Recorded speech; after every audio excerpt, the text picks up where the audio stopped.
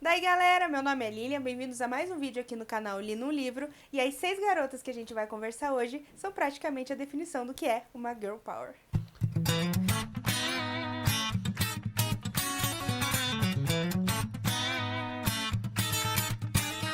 Já faz algum tempo que eu venho tentando ler cada vez mais mulheres quando a gente conversa sobre clássicos. Infelizmente, elas são uma minoria, então eu separei aqui 6 autoras que eu tenho muita vontade de conhecer e ainda não li nada. E a primeira delas é a Jane Austen, que é uma escritora inglesa que usou da ironia para descrever as suas personagens e seus romances. Ela, inclusive, hoje é objeto de estudo acadêmico e alcançou um grande público. Acho que a Jane Austen dispensa apresentações, é difícil alguém não ter ouvido falar dos seus romances ou de suas adaptações.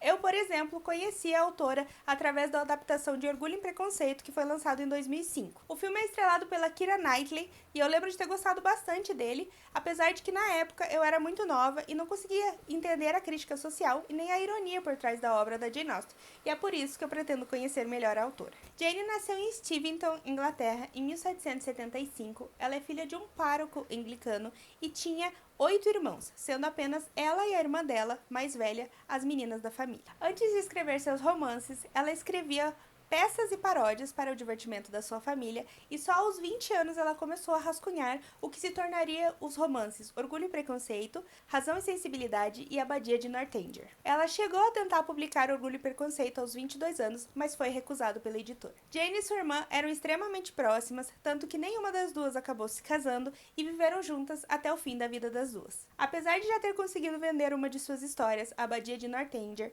foi só em 1811, aos 36 anos, que ela conseguiu publicar a sua primeira obra, que foi Razão e Sensibilidade. O livro foi publicado de forma anônima sob o pseudônimo de By a Lady.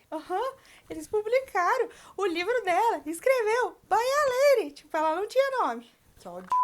Em seguida, viriam a ser publicadas outras de suas obras, como Orgulho e Preconceito, Mansfield Park e Emma. Em 1815, ela começou a escrever Persuasão, mas ela já começava a se sentir mal. Em 1817, ela começou a escrever Sanditon, mas teve que interromper a escrita devido ao seu estado de saúde. Ela veio a falecer em Winchester em 1817, aos 41 anos, vítima da doença de Edson. Em sua concepção de educação, Jane sempre defendeu que o modelo de pais exemplares era o suficiente para educar as suas crianças.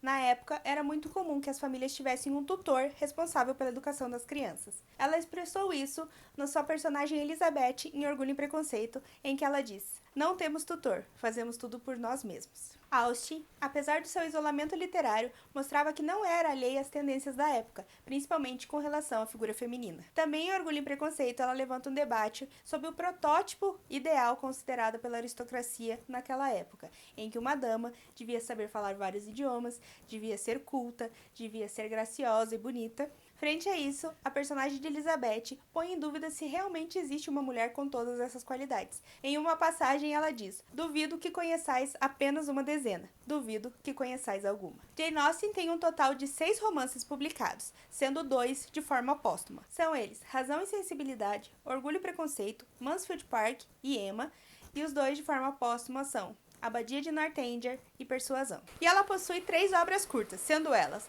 Lady Susan, The Watson, que na verdade foi completada pela sua sobrinha, e Sanditon, que é uma obra incompleta. Por Jane Austen possuir tão poucas obras, eu gostaria na verdade de ler todas elas, já que são apenas 6 romances completos. Eu tenho em casa 2 deles, que é Razão e Sensibilidade e Persuasão. E a segunda autora que eu quero muito conhecer é a Anne Brontë. A família Brontë é muito famosa pela genialidade das irmãs Brontë, ou seja, as 3 irmãs são escritoras. Eu já tive a oportunidade de conhecer as 2 irmãs mais velhas, sendo elas a Charlotte Brontë com Jane Eyre e Emily Brontë com O Morro dos Ventos Uivantes. E é claro que eu não deixaria de conhecer a caçula da família. Anne Brontë nasceu em Thornton, Inglaterra, em 1820. Ela é filha de um clérigo irlandês pobre e viveu quase toda a sua vida reclusa com sua família nos morros de Yorkshire. Assim como suas irmãs, ela frequentou um internato quando era mais nova e dos 19 aos 25 anos, ela serviu de governanta em uma família rica. Após deixar esse emprego, ela decidiu seguir o seu sonho de se tornar escritora e em 1846 elas publicaram um volume que continha poemas das 3 irmãs, intitulado Poems by Currer, Alice e Action Bell. No ano seguinte, publicou seu primeiro romance, Agnes Grey, baseado em suas experiências como governanta.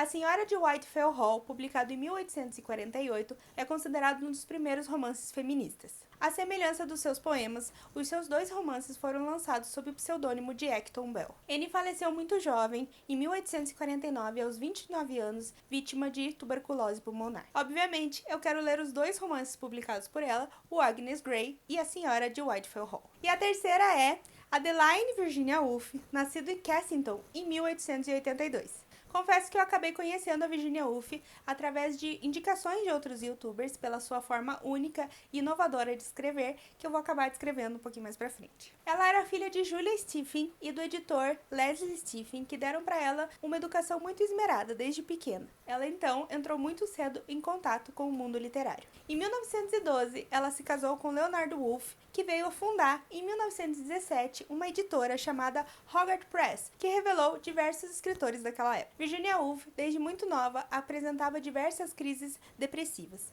Em 1941, durante o estopim da Segunda Guerra Mundial, ela teve sua casa bombardeada em Londres durante o Blitz. E também teve uma fria recepção de uma biografia que ela escreveu de um amigo, Roger Fry, que colocou ela em uma depressão profunda e a impediu de escrever. Durante essa crise, ela escreve um bilhete se despedindo do seu marido e da sua irmã, Vanessa Bell, as pessoas que ela mais amava, e acaba cometendo suicídio. Virginia Woolf fazia parte do grupo Bloomsbury, que depois da Primeira Guerra Mundial se posicionava contra a tradição literária, política e social da época vitoriana. A obra de Virginia Woolf é considerada como modernista e o fluxo de consciência é uma marca da sua obra e ela é inclusive considerada como uma das inventoras. Pelo que eu entendi, o fluxo de consciência é como se fosse uma viagem pela psicologia íntima do personagem. Os seus ensaios mais famosos, Um Teto Todo Seu e 3 Guinés, examinam a dificuldade que escritoras e intelectuais mulheres enfrentam pelo fato de homens terem desproporcionalmente o poder econômico e social, além do fato desses homens terem o poder de determinar o futuro das mulheres, tanto na educação como na sociedade. Ela possui um total de 9 romances, sendo os mais famosos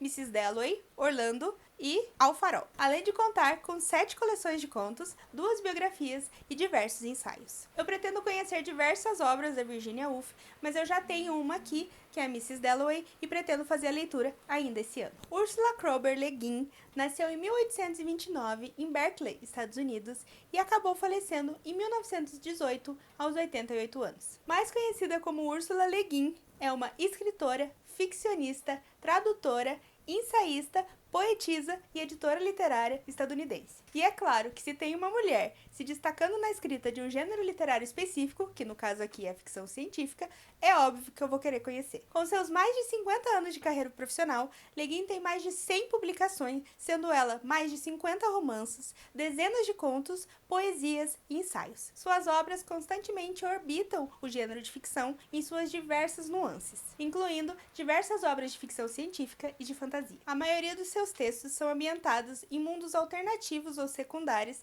e discutem diversos problemas e aspectos como política, religião, biologia, antropologia, sexualidade e gênero. Em uma análise das suas obras, ela está repleta de referências feministas, anarquistas e taoístas da própria autora. Aclamada pela crítica especializada, é uma das autoras mais premiadas da história dos Estados Unidos, tanto dentro quanto fora do país, e também com obras específicas ou pelo conjunto da sua obra. Em 2016, o The New York Times considerou ela como a maior escritora viva de ficção científica dos Estados Unidos. Dentre as obras dela, 2 que eu quero muito conhecer são Os Despossuídos e A Mão Esquerda da Escuridão. E a quinta escritora é a Margaret Eleanor Atwood, nascida em Ottawa em 1939. Ela é uma autora canadense internacionalmente conhecida e ganhadora de diversos prêmios literários importantes. A Margaret eu acabei conhecendo também através de uma adaptação para a TV do seu livro O Conto da Aia, que por algum motivo eu acabei não terminando e então decidi que eu deveria ler o livro primeiro. Ela se junta aqui à Úrsula por ser uma escritora famosa no meio da ficção científica e da fantasia. Ela foi agraciada com a Ordem do Canadá,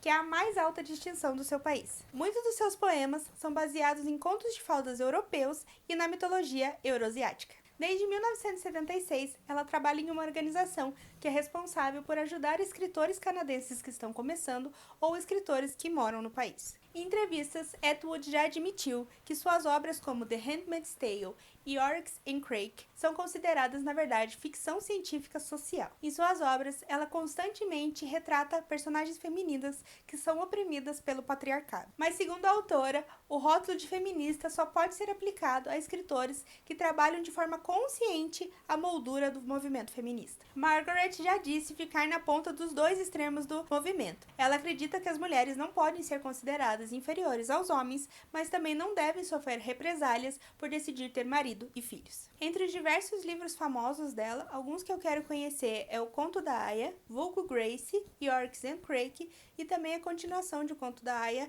Os Testamentos. A sexta e última escritora que eu quero conhecer é Octavia Butler, que nasceu em Pasadena em 1947 e veio a falecer em 2006. Ela foi uma escritora afro-americana consagrada pela sua temática de ficção científica feminista e também por trazer o preconceito e o racismo em suas histórias. Acho que isso já é o suficiente para entender por que eu quero ler essa autora.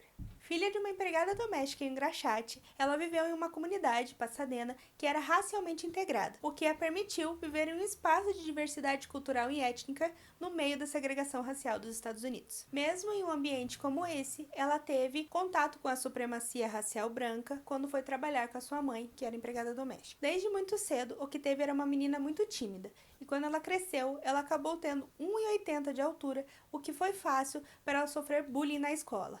Isso resultou em ela passar muito tempo sozinha na biblioteca da cidade. Ela passava seu tempo na biblioteca escrevendo rascunhos de alguns contos, e aos 12 anos sua mãe lhe deu uma máquina de escrever em que ela começou a escrever uma história que viria a se tornar um de seus romances publicados. Ela conta que aos 13 anos, pela primeira vez ela se sentiu insegura quando uma tia dela, Hazel, disse para ela: "Querida, negros não podem ser escritores." Mesmo assim, ela perseverou e decidiu publicar uma de suas histórias. Sua mãe preferia que Octavia arranjasse um emprego como secretária para possuir uma renda estável. Porém, ela acabou trabalhando em diversos trabalhos temporários em que exigiam um pouco da sua mente para que ela pudesse então acordar 2 ou 3 horas da manhã para conseguir escrever. Depois de vender algumas histórias, acabou ganhando algum tipo de notoriedade nos anos 80 e chegou a receber prêmios como Nebula e Hugo. Mas foi só com a publicação dos livros Parábola dos Talentos e Parábola do Semeador que veio a fama da escritora. Em 2006, após a sua morte, foi criada uma bolsa de estudos com o nome da autora para incentivar estudantes negros que participam das oficinas de escrita, onde ela foi aluna e depois professora. Os livros da autora trabalham diversos temas, a maioria deles ligados à discussão de raça e gênero. A editora Morro Branco vem publicando aqui no Brasil os livros da Octavia Butler, sendo o primeiro deles Kindred, que eu tenho aqui e pretendo ainda fazer a leitura esse ano, além dos 2 livros da duologia, que é A Parábola dos Talentos e A Parábola do Semeador. Eles também estão publicando os livros de uma trilogia da autora chamada Trilogia Xenogênesis, que é O Despertar e O Ritos de Passagem. O terceiro livro ainda não foi lançado no Brasil. Então, por hora é isso, galera. Obrigado por assistir o vídeo até aqui. Me conta aqui nos comentários se você já leu essas autoras, o que você achou, quais livros você indica para eu começar cada uma delas.